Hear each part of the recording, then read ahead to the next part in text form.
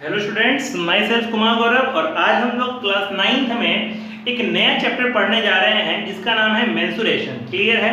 चलिए समझते हैं। देखिए,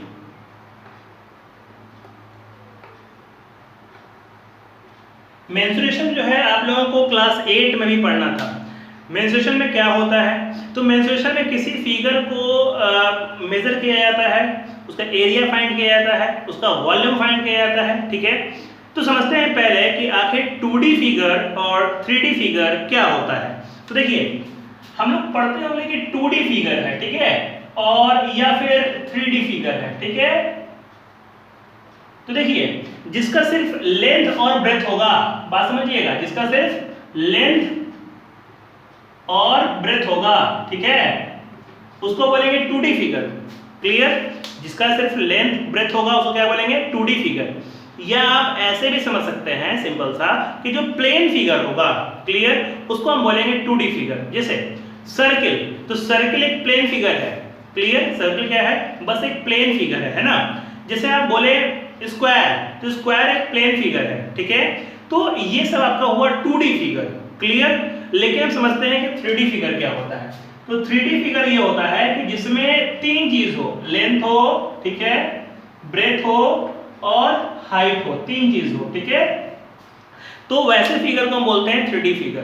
तो 3D फिगर में बहुत सारी चीज आ जाते हैं, जैसे कि क्यूबॉइड, क्यूब, सिलेंडर, स्फीयर, है ना, कोन, ये सब क्या है? आपका 3D फिगर है।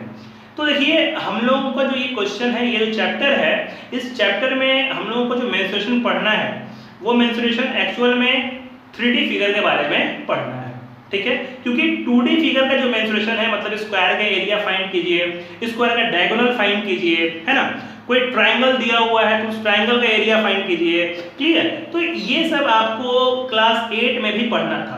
क्लियर? लेकिन अब 9th में हम लोग कुछ 3D फिगर का एरिया कैसे निकालते हैं, 3D फिगर का वॉल्यूम कैसे फाइंड करते हैं, इसके बारे में समझेंगे। क्लियर है? वैसे तो 3D फिगर होते बहुत सारे हैं, ठीक है, लेकिन हम थोड़ा थोड़ा करके इसमें समझते हैं। जैसे पहला 3D फिगर हम लोग समझते हैं क्यूब और क्यूबॉइड क्या होता है। देखिए, क्यूब और क्यूबॉइड क्या होता है। देखिए, क्यूब और क्यूबॉइड के बारे में आप लोगों ने क्लास 8 में ही पढ़ रखा है ना। तो देखिए, समझाते हैं। देखिए, क्यूब क्या होता है। क्यूब का फिगर कुछ ऐसा बनता है।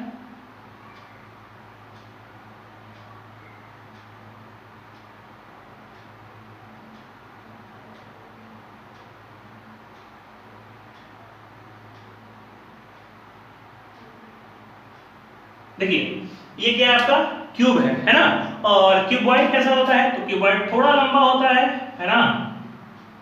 इस तरीके से होता है क्यूबॉइड। उम्मीद करते हैं आप लोगों को समझ में आ रहा होगा बच्चों।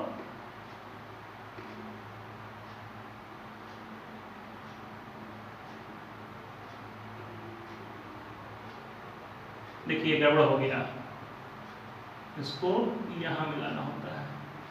ये भी थोड़ा सा अच्छा हो गया था। देखिए, तो ये हुआ क्यूबॉइड और ये हुआ क्यूब, है ना। तो अब समझते थोड़ा। क्यूबॉइड में टोटल 12 एज होता है। कितना एज होता है? 12। क्लियर है?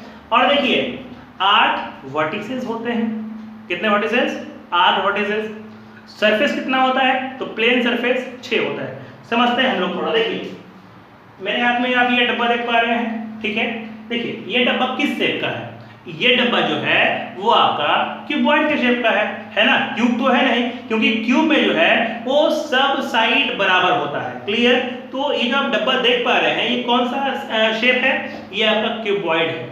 तो चलिए इसको काउंट करते हैं कि क्या इसमें जो प्लेन सरफेस है वो 6 है कि नहीं, है ना। अभी हमने क्या बताया कि क्यूबॉइड में या फिर क्यूब में, ठीक है, जो प्लेन सरफेस होगा या फ्लैट सरफेस होगा वो 6 होंगे। ठीक है, तो सही समझते हैं। देखिए, इसमें फ्लैट सरफेस 6 है। देखिए, एक ये क्लियर ऊपर, दूसरा नीचे, 2 हो गए, तीसरा ये पीछे इधर तरफ, ठीक है, चौथा ये आगे, ये प्लेन सरफेस, ठीक है, पांचवा ये साइड और छठा ये साइड। समझ में आया? तो 6 प्लेन सरफेस हो गए। क्लियर? अब आता है कि 12 एज होता है। किनारा कितना होता है? 12। अब किनारा क्या होता है समझिएगा। देखिए ये जो चीज देख रहे हैं आप, ये चीज, ये इसी को बोलते हैं एज, ये वाला है ना, ये क्या हुआ, एज। तो आप काउंट कराते हैं वो कितना एज हुआ, तो देखिए एक एज, क्लियर, ठीक है। नीचे देखिए ये दूसरा एज, ठीक है, देखिए इधर भी है ये वाला तीसरा एज, ठीक है, फिर इसके नीचे से चौथा एज, क्लियर, ये पांचवा, देखिए ये एज पांचवा, ये एज छठा, ये एज सातवां, ये एज आठवां, 8 एज हो गया, क्लियर। अब आइए इधर, तो देखिए नौवां एज, 10वां, 11वां और ये 12वां, टोटल कितना एज हुआ, 12 एज हुआ, है ना। अब हम बताएं कि आपको 8 वर्टिसेस होते हैं, 8 वर्टिसेस होते हैं, क्लियर। तो वर्टिसेस क्या होता है, एकदम कोना वाला पार्ट, ठीक है। देखिए एक कोना, देखिए ये वाला एक कोना है ना, यानी 1 vertex, second vertices, third vertices, fourth vertices, 4 हो गए। अब यहाँ देखिए 5 वर्टिसेस, 6 वर्टिसेस, 7 वर्टिसेस और 8 वर्टिसेस। उम्मीद करते हैं आपको समझ में आ रहा होगा। चलिए यहाँ लिखते हैं, ये जो है वो दोनों के लिए फॉलो होगा, ठीक है। देखिए number of flat surfaces, flat surfaces कितना हो गया, 6, है ना। नंबर ऑफ एज, किनारा कितना है, तो किनारा 12, क्लियर। और नंबर ऑफ वर्टिसेस कितना हो गया, नंबर ऑफ वर्टिसेस, तो वर्टिसेस 8। ये जो है वो दोनों को फॉलो करेगा, ये जो है वो दोनों को फॉलो करेगा, इसको नोट किया जाए, फिर हम आगे समझाते हैं। चलिए देखिए फ्रेंड्स, अब हम लोग क्यूब और क्यूबॉइड के एरिया समझते हैं, ठीक है। पहले हम थोड़ा समझिएगा कि एरिया कितने तरह का होता है। देखिए एक होता है टोटल सरफेस एरिया, ठीक है। तो total surface area of cuboid, ठीक है, फॉर्मूला क्या होता है, 2 × LB + BH + HL, ठीक है। एक होता है कर्व्ड सरफेस, देखिए कर्व्ड सरफेस को एक नाम और दिया जाता है, उसको बोलते हैं लैटरल सरफेस भी, lateral surface area of cuboid, ठीक है। फॉर्मूला क्या होता है, 2 × L + B × H, क्लियर है। और समझिए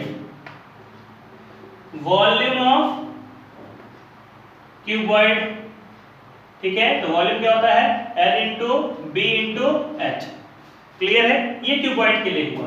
अब आते हैं क्यूब के लिए, तो देखिए TSA ऑफ क्यूब, TSA मतलब क्या हुआ कि इस टोटल सरफेस एरिया को हम शॉर्ट में लिख दिए टोटल सरफेस एरिया, है ना।